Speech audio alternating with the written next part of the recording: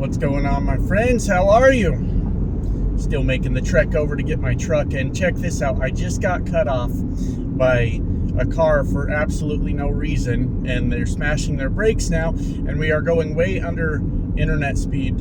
I don't know what I'm talking about. Interstate speed for absolutely no reason, but it turns out there is a reason. They have Texas plates on that car, and to them this is normal.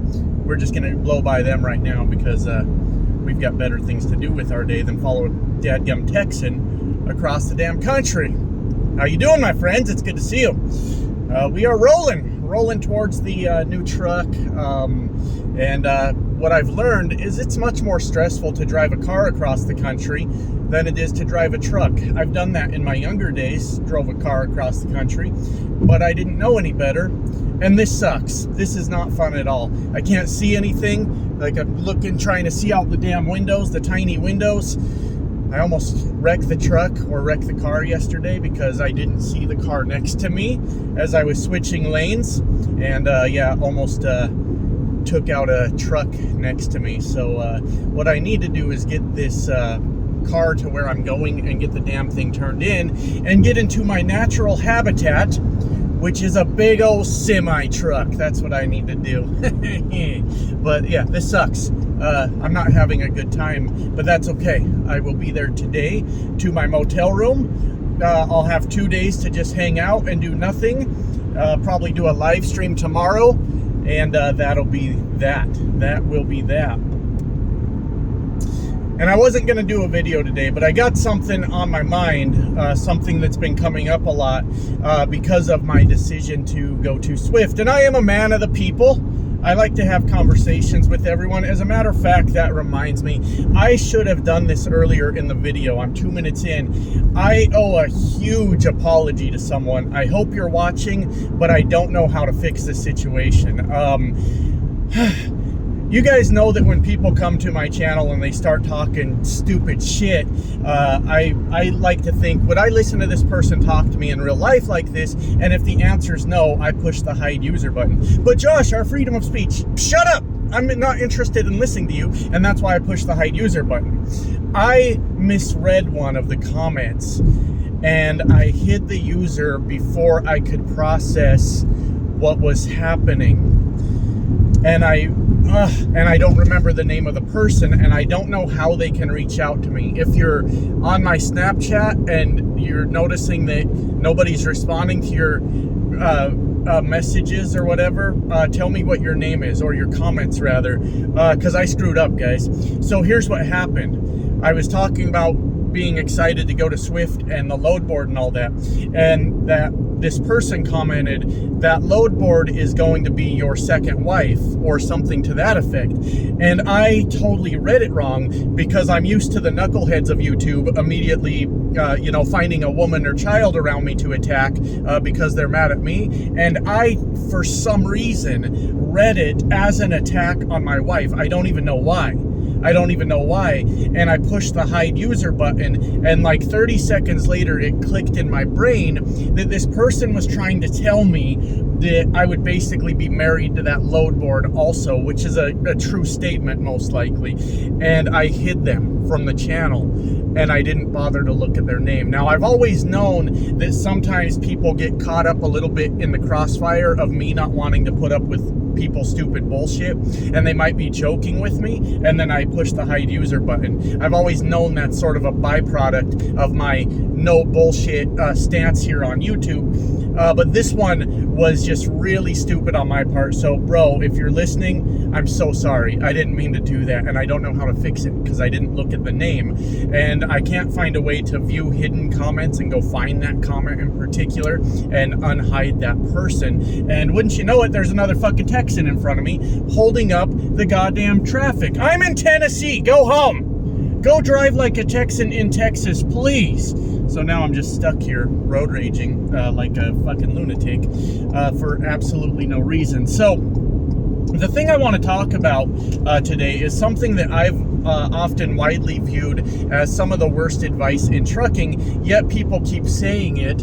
And as we go on, as the world continues to change the way that it is, this becomes increasingly, in my opinion, bad fucking advice, and then people continue to push it like it's actual real advice. So there's a lot of variables to this, a lot of things that are that could make what I'm saying also not true, because trucking is such a huge industry. There's always room for things to be different from what you see, right? And that advice is, after you get some experience, find you a small mom and pop's carrier and go to work for them. Now, I want to say there are instances where this can be a good idea. Maybe that small carrier is small as far as trucks go, because they're very specialized in something. And if that's the case, then you probably do make some good money there. And it's not a bad career decision, right? Now, as we know, I've been trying to clear this up for weeks, and I don't know why I feel the need to explain it. My friends, I am a freight hauler at heart. That is where my heart is in trucking. I've said it before. I know full well that it is the lowest paid part of trucking, right? I would love to be able to make more money and just be happy with it. But the fact of the matter is, I got this stupid adventurous brain that wants to go off and like just travel and like not know what's coming from week to week, and I never ever want to be caught in a spot where I'm just doing the same fucking thing over and over, because to me that is very boring. And that is why just hauling freight is what calls my name out here, right? I don't know why the world is so weird where you have to justify why you make the choices you do with your own career, but I would not be a happy person if, say, I were to go into a company that's really specialized in something and they got me running like the same places over and over. I wouldn't be happy if my life was predictable. I know that sounds fucking strange to a lot of people, because a lot of people find comfort in that predictability and knowing what's going to be next. And I find it to be an actual fucking prison when things start going that way. And that is why I am a freight hauler, my friends. And to say it again, I don't know how many people have told me, dude, you're not making the money you could make. Yeah, I fucking know that. I'm aware. And that sucks. It's a tough spot to be in, because I know I could make a lot more money. I absolutely know that. And I can't get myself to do it.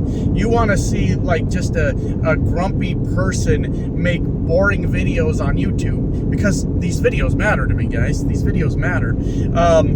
Then lock me into doing the same thing over and over and watch it all just go to hell on me. And it's just not a lot of fun. This AC is really cranking right now. I can't figure it out.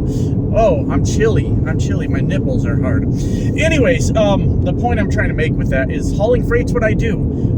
If that for some reason that upsets you to the point you're irate in my comment section, I don't know what to tell you. That's the path I chose in trucking. I'm not gonna fix it because you're mad. Look, I've ran 2 channels now. All right, one up to almost 80,000 subscribers. This one we're rolling. We're over 7,000. If I spent my time doing what every viewer wanted me to do to make them happy, for one, you can't make that many people happy. And I'd never do the things I want to do. And God damn it, it's my own life, right? Weird. What a weird thought that I want to make decisions with my own life as an adult with life experience that helps me dictate those decisions.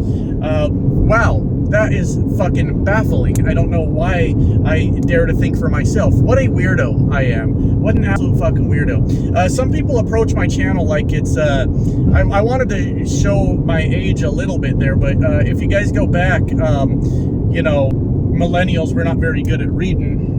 But we had those, they were called Choose Your Own Adventure books, right? Where you would start reading the story, and then you'd get to a page where it gave you choices at the bottom. And if you pick this choice, go resume the story on this page. And if you pick this choice, go to it on this page. But now it's probably more equivalent for you know, I was going to say us younger folks, but me being a young folk, that ship sailed, hasn't it? Yeah, that's been a while. I would be a fucking weirdo if I was referring to myself as a young person at this point. If I show up at, like, do people still go to concerts even? If I showed up at, I don't know, who's like a young famous person like that people like maybe Jelly Roll. I don't want to hate on Jelly Roll. He seems like a nice guy, but I don't get the name. I don't understand the name. Is Post Malone still considered cool? If I showed up at one of those shows, I'd be a goddamn weirdo. I'm that old, all right? But like more equivalent to say like a role-playing video game where your choices, decide the outcome of the game. And a lot of people treat my channel that way, and it's such a weird fucking thing, to the point that they're wondering is this fucking video game broken? I told it to do this, and the stupid fucker keeps doing the thing I didn't tell him to do, and then they're just irate. Guys, I'm not an AI. I'm a real person, believe it or not. Like, some people have even met me out on the road, and they can verify that I'm actually a real fucking person, and no amount of yelling at my comment section wanting me to do the thing that you think I should do changes that, right? And that brings me back finally to my point about this whole thing about you need to find you a small mom and pop's company. Now, I've given the example of where that could be beneficial. Outside of them being very specialized and having these certain contracts that maybe the mega carriers don't want to buy the equipment to do, or don't want to take on the risk of certain things, then they're probably pretty secure. But if you're talking about a small company that they are in the freight hauling business, dry van, reefer, even flatbed, I think this is absolutely the worst fucking advice you can give to someone, in my opinion. Okay? Because we know that the world has become completely owned. Sorry, I got distracted. Is my camera fucked up? I can't tell. I've been having problems with my phone lately. I can't tell if I'm overheating or what. But anyways, the world has been taken over by the large companies, and that is an absolute fact. The fuck do you want me to do about it? I didn't do it. I just live here in the world like the rest of you.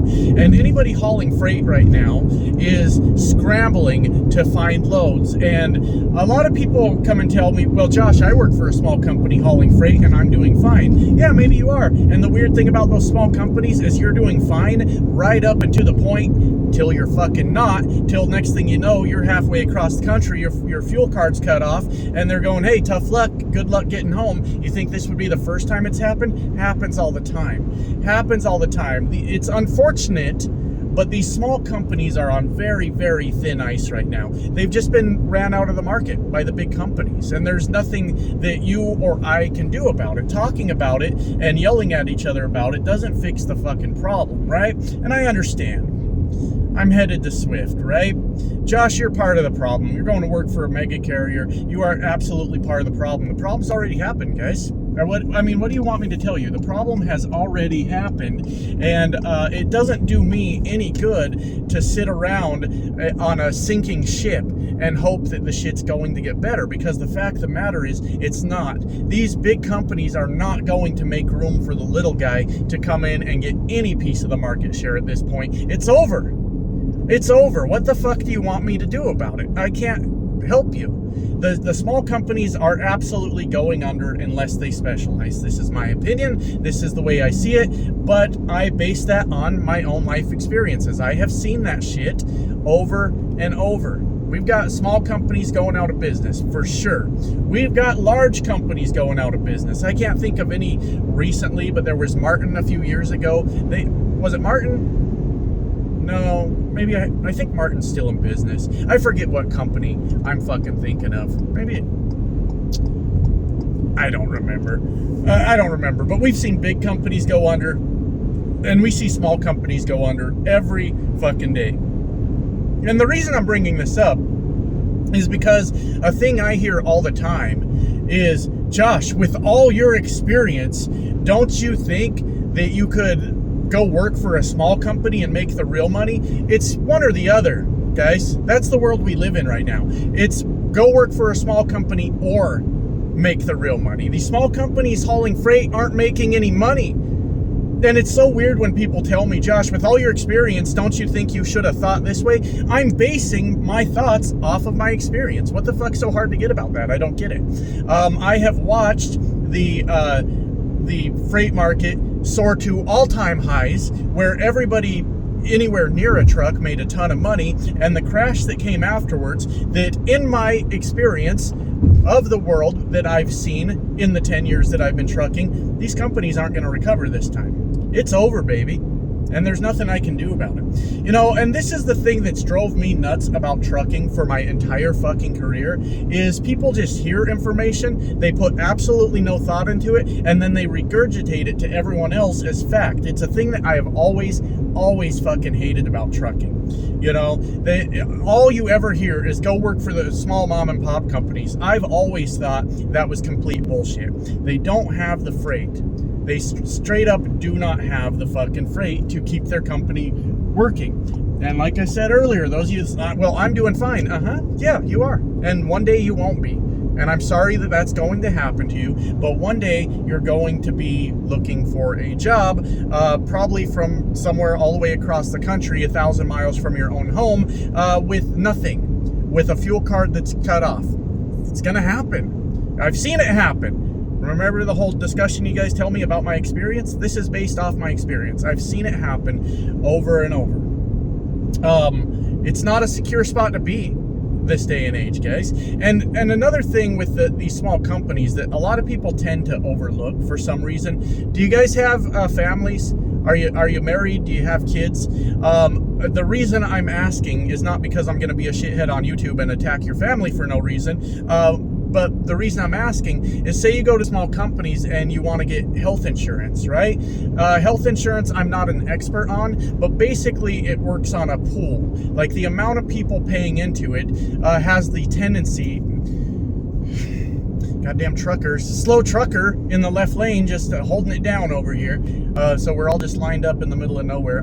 Fucking truckers, am I right? Jesus Christ. But anyways, so when you go to work for these larger companies who have a much larger pool of people paying into health insurance benefits, this is for company drivers, what you tend to see is affordable health insurance at these companies. Now, we all know that the United States healthcare system is a complete fucking shit show, and short of the government actually figuring out a solution, we're all on the hook for paying all these fucking medical bills and insurance and things like that. So you go into one of these big companies, you pay $150, $200 a week, which is still pretty goddamn expensive to, you know, insure your family for any health issues they may have. Try that at a smaller company. And I'm not even talking like a small 3 or 4 truck carrier that probably doesn't have fucking health insurance at all. Try this at a company with a few hundred trucks. I remember years ago, I went to Butler and I had to quit. One of the very big reasons I had to quit was because I needed to provide health insurance for my family that was $400 a week at Butler. This was years ago. I don't know if it's gotten any better, but that's not sustainable.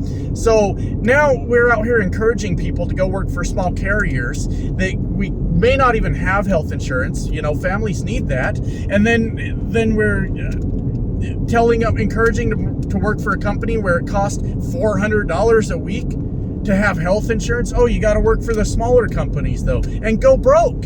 That's the way of the world, guys. What do you want me to do? That's the way of the fucking world. Large companies have taken over everything. And I can be a goddamn hippie out here and fight the fucking power, or I can look at the world around me and, well, guys, if I was a single guy, no kids, sure, by all means, I'll go fucking outlaw truck and I'll be out there fucking making sure that stand up for the little guy. I got people that depend on me, man. I got to go to work. I got to make sure that those people are taken care of. Fucking, how do I explain to my wife and my kids that they can't have shit, that they got to live outside because I was fighting the system? That doesn't make any fucking sense. I'm telling my wife, hey, yeah, pack up your shit, find a nice bridge to live under, because I wanted so much for the little guy to win. This is America. The little guy doesn't win anymore. The little guy does not fucking win. And fucking yelling at me does nothing about it. Nothing. I remember years ago, you know how I was saying that trucking's kind of an echo chamber? When I started driving trucks, it's around 10 years ago, The internet used to have a thing called forums. That's mainly been replaced by Reddit. There's forums still, but it's very rare.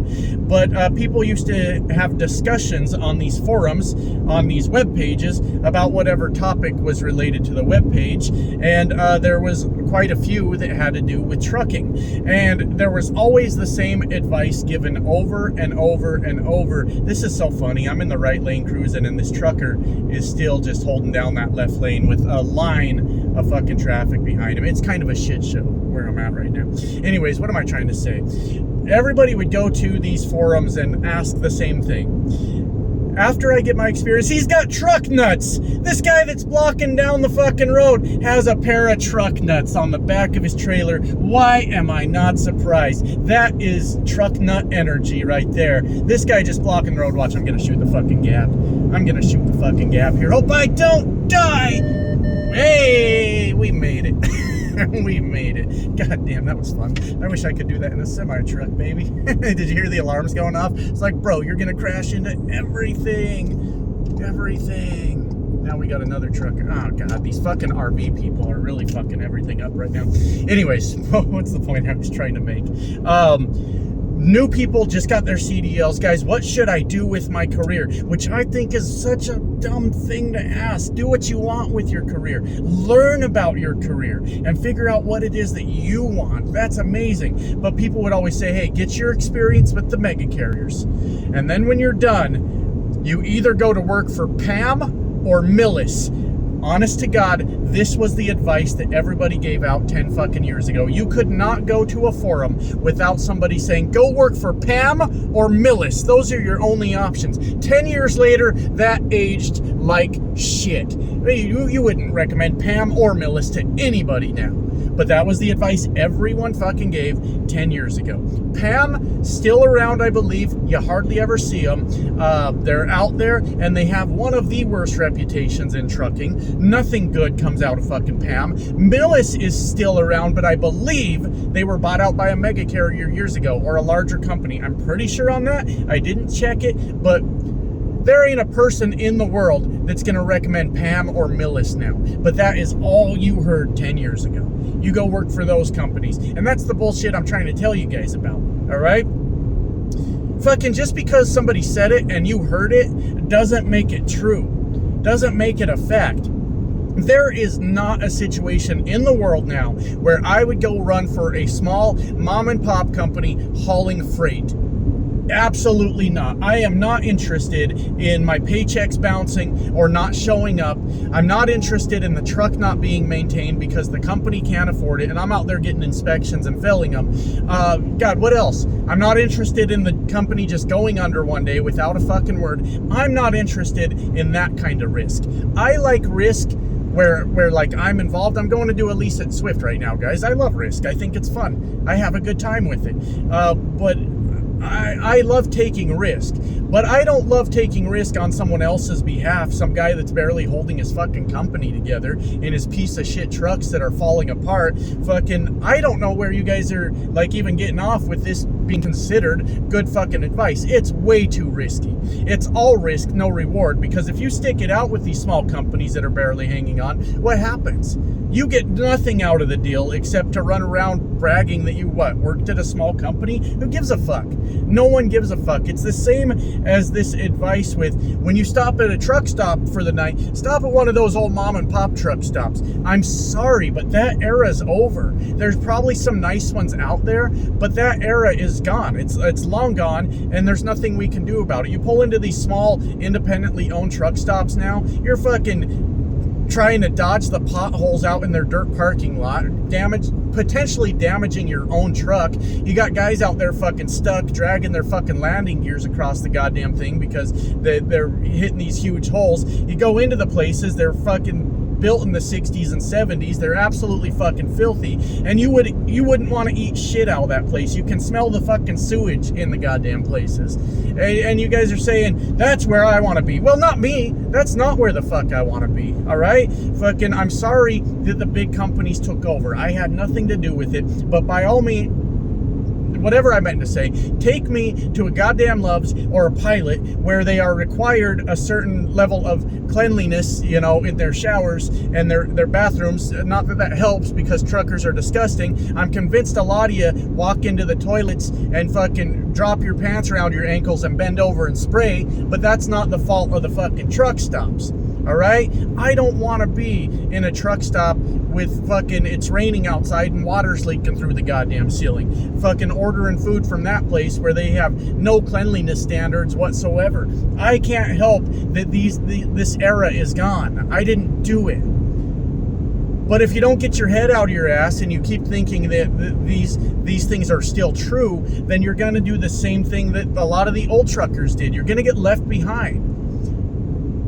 I am so, how do I say that? I am so greatly opposed to being left behind in the world, because it happened to me once. Before I was a trucker, my friends, I worked in the IT field, okay? I've talked about this a number of times. I have done that. And what happened was I got lazy. I didn't keep up with technology. I didn't get any kind of certifications. I didn't get any kind of college degree. I did absolutely nothing to secure my career. After about 8 years in the same job, one day I got laid off. I went and started applying for a bunch of IT jobs that were right up my alley with things that I was doing, but I had no relevant current technology. The reason I got laid off is because the company itself that I was working for got left behind for technology, and eventually they were just phased out for the most part. They still exist, but they had to totally revamp their whole business model to be relevant again. But since I was working on old, outdated technology, I went to apply for jobs. No, I wasn't getting anything near what I was making. The only offers I was getting was starting all over at the bottom, learning brand new technology again. And that's how I ended up in a truck. So, with that being said, everybody that's so adamant about, Josh, with all your experience, you should do this and that, I speak from my experience. I make decisions based on my experience. The era of the small carriers being freight haulers is gone. And I didn't do it. I'm just here. I'm just along for the ride. It's a really, in my opinion, really bad piece of advice. I would only consider that if we're talking specialized, heavy haul, hazmat type of stuff. There's maybe some other things, you know, car hauling. I don't know how much car haulers make, but, you know, I don't know if there's Hogan. Is Hogan considered a mega carrier? I don't know, but I know that a few years ago, I always saw them with car haulers. But you get the point I'm trying to make. Specialized only is the only way that makes sense. Hauling freight, it's over, baby. It's over. So anyways, those are my thoughts. See you later.